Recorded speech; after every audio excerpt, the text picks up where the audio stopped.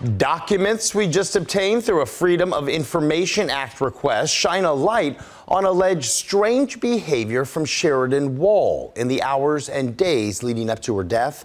Wahl was a 21-year-old woman reported missing from Myrtle Beach back in September, found dead a day later in Florence County. SLED investigators spoke to a total of 6 witnesses, as well as Sheridan's parents, in the days, the weeks, and months after her body was found. Those documents say that Sheridan left her mom's home in Tampa, Florida, Saturday, September 18th, headed for Myrtle Beach. And while it's not clear when Sheridan arrived here, both her mom and dad told investigators she was not acting like herself, did not have an accurate grasp of time. Several other people saw Sheridan in the hours before her death, also describing her to investigators as acting, quote, weird, making statements about being invincible. And while it's unclear when Sheridan arrived at the Grand Strand, she was spotted in downtown Myrtle Beach Saturday, September 19th.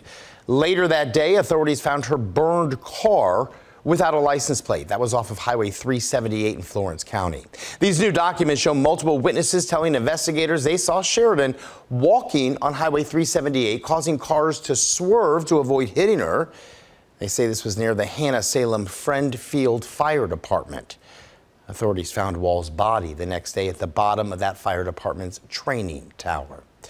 Now, we do know there were not any drugs in her system at the time of her death, but again, in the weeks leading up to her death, her mother telling investigators she seemed to be losing track of time, acting strangely.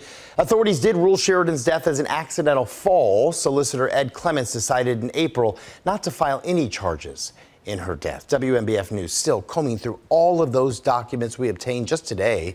Be sure to download the WMBF News app if you haven't already. A great tool to keep you updated on any new developments.